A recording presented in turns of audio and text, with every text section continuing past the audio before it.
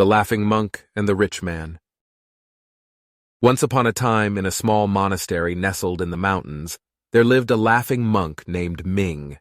Ming was a jolly fellow who always had a smile on his face and a kind word for everyone he met.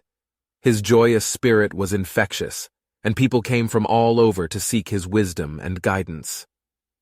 One day, a wealthy man named Liu arrived at the monastery, seeking an audience with Ming. Liu was a successful businessman who had accumulated great wealth and possessions, but he was unhappy and unfulfilled. He hoped that Ming could teach him the secret to true happiness. Ming greeted Liu with a warm smile and welcomed him to the monastery. He invited Liu to sit and chat with him, and they spent several hours talking about life, the universe, and everything in between. Liu was amazed at the depth of Ming's knowledge and the breadth of his wisdom. He realized that he had never met anyone like Ming before. As the day wore on, Liu became more and more convinced that Ming held the key to his happiness. He offered the monk a large sum of money to teach him the secret to true contentment. Ming was taken aback by Liu's offer, but decided to accept it. However, Ming had a plan. He took the money and placed it in a small wooden box, which he locked with a simple brass key. He gave the box to Liu and told him to keep it safe until the end of the week. Liu was puzzled, but agreed to Ming's request. For the next 7 days, Liu waited anxiously for Ming to reveal the secret to true happiness. He imagined that Ming would teach him some profound philosophy or share a mystical revelation. But Ming said nothing. On the 7th day, Ming invited Liu to his quarters and asked him for the box. Liu eagerly handed it over, expecting to finally learn the secret he had been waiting for. But when Ming opened the box, there was nothing inside except for a small slip of paper. On the paper were written these words: "True happiness cannot be bought with money." Liu was angry and confused. He demanded that Ming return his money, but Ming just smiled and said, "The money is yours to do with as you please, but I hope you have learned a valuable lesson." As Liu left the monastery, he felt frustrated and embarrassed. He had thought he could buy his way to happiness and that the monk had the secret to his fulfillment. Instead, he had spent a large sum of money for a piece of paper with words that he initially found useless.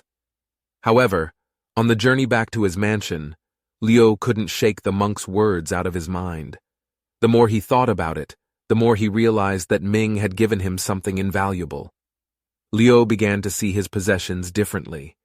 He realized that the wealth and material things he had accumulated throughout the years had not given him the happiness he thought it would. Instead, he felt more burdened by them. Liu decided to put Ming's words into practice, and he began to give his wealth and resources to those who needed them. He donated to charities, gave to the less fortunate, and sponsored children's education. In a few weeks, Liu found himself feeling lighter and more fulfilled than he had ever felt before. He saw the difference his wealth was making in the lives of others, and that brought him a sense of satisfaction he had never experienced before. Liu also became more involved in his community, interacting with people on a more personal level. Liu returned to the monastery a year after his first visit, hoping to see Ming again. When Liu arrived, Ming greeted him warmly, and they sat down to talk. Liu shared his journey with Ming, how he had taken his advice and had become more involved in his community, and how his life had become much more fulfilling. Ming was delighted to hear about Liu's transformation and congratulated him. Liu then handed Ming a small box, identical to the one he had given him a year ago. "I want to give this to you," Liu said. "It's not much, but it's a token of my appreciation for the lesson you taught me."